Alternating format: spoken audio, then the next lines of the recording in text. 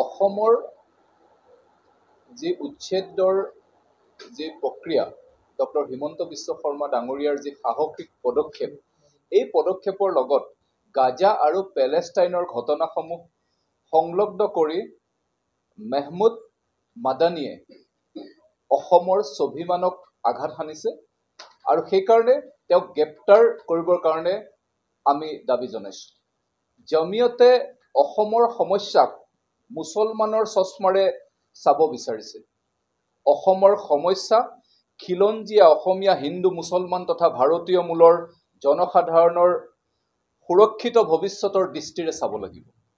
আপোনালোকে যদি এটা কথা চাই তেতিয়াহ'লে দেখা পাব যে এই উচ্ছেদক বাধা দিবৰ কাৰণে এই উচ্ছেদ যাতে ডক্টৰ হিমন্ত বিশ্ব শৰ্মা ডাঙৰীয়াই অত্যন্ত শক্তিশালী ৰূপত চলাই যাব নোৱাৰে, তাক যাতে বিঘ্নিত কৰিব পাৰে, তাৰ কাৰণে মেহমুদ মাদানীয়ে এই ধৰণৰ অসম বিৰোধী মন্তব্য কৰিছে। গতিকে তেওঁক নিশ্চিতভাৱে অসম আৰক্ষীয়ে অতি শীঘ্ৰে তেওঁৰ ওপৰত গোচৰ ৰুজু কৰি নিশ্চিতভাৱে তেওঁক গ্ৰেপ্তাৰ কৰিব লাগে আৰু শাস্তি বিহিব লাগে। আৰু অসমীয়াৰ স্বাভিমান আৰু অসমীয়াৰ যি সুৰক্ষিত ভৱিষ্যতৰ ওপৰত ভৱিষ্যতৰ দিনত কোনো এই ধৰণৰ মাদানীয়ে যাতে কোনো ধৰণৰ বক্তব্য ৰাখিব নোৱাৰে, তাৰ কাৰণে অসমীয়া মানুহ অসমীয়া খিলঞ্জীয়া হিন্দু মুছলমান তথা ভাৰতীয় মূলৰ জনসাধাৰণৰ একত্ৰিত হৈ প্ৰতিহত কৰিব লাগিব, কঠোৰৰ পৰা কঠোৰতম শাস্তি প্ৰদান কৰিব লাগিব। আপোনালোকে এটা কথা মন কৰিব যে অসমত এইসকল যি অচিনাকি লোক, যিসকল লোকে প্ৰব্ৰজিত হৈ পূৰ্ববংগৰ পৰা অসমলৈ আহিছে, এইসকল লোকে অসমত এখন কংগ্ৰেছ, AIUDF, ৰাইজৰ দল আৰু জাতীয় পৰিষদৰ এখন যৌথ চৰকাৰ হোৱাটো বিচাৰে।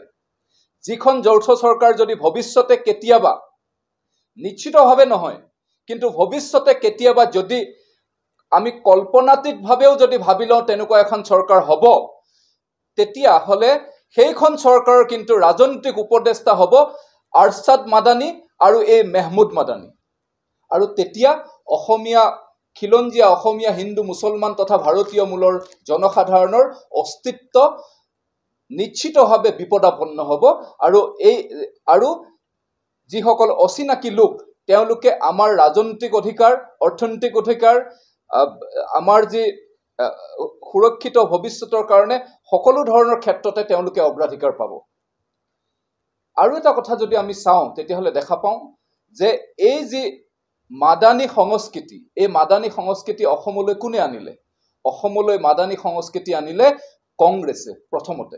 আৰু পৰৱৰ্তী সময়ত আপোনালোকে যদি চাই NRCৰ সময়ত এই আৰছাদ মাদানীয়ে যি ধৰণে দিল্লীত আমাৰ বামপন্থী বুদ্ধিজীৱী ডক্টৰ হীৰেণ গোহাঁইক লগত লৈ অসম বিৰোধী মন্তব্য কৰিছিলে, অসমত যাতে কটা মৰা হ'ব, এক বিচ্ছিন্নতাবাদৰ সৃষ্টি হ'ব, এই কথাটো তেওঁ কৈছিলে। আৰু এই ধৃষ্টতা এইকাৰণে তেওঁলোকে বাৰে বাৰে কৰিব পাৰিছে যে কংগ্ৰেছ, AIUDF, ৰাইজৰ দল আৰু জাতীয় পৰিষদে এই অচিনাকি শক্তিটোৰ সমৰ্থনত থাকে আৰু অসমৰ একাংশ বামপন্থী বুদ্ধিজীৱীয়ে তেওঁলোকৰ উপদেষ্টা হিচাপে কাম কৰে। গতিকে এইসকল লোকক আমি চিনাক্ত কৰিব লাগিব আৰু ভৱিষ্যতৰ দিনত ডক্টৰ হিমন্ত বিশ্ব শৰ্মা ডাঙৰীয়াই অসমৰ সুৰক্ষিত ভৱিষ্যতৰ কাৰণে যি ধৰণে কাম কাজ কৰিছে, তাৰ লগত অসমীয়া খিলঞ্জীয়া অসমীয়া হিন্দু মুছলমান তথা ভাৰতীয় মূলৰ জনসাধাৰণ একত্ৰিত হ'ব লাগিব। আৰু একত্ৰিত হৈ এই অসম বিৰোধী চক্ৰটোৰ বিৰুদ্ধে আমি কাম কাজ কৰিব লাগিব, তেওঁৰ বিৰুদ্ধে আমি যুদ্ধ ঘোষণা কৰিব লাগিব।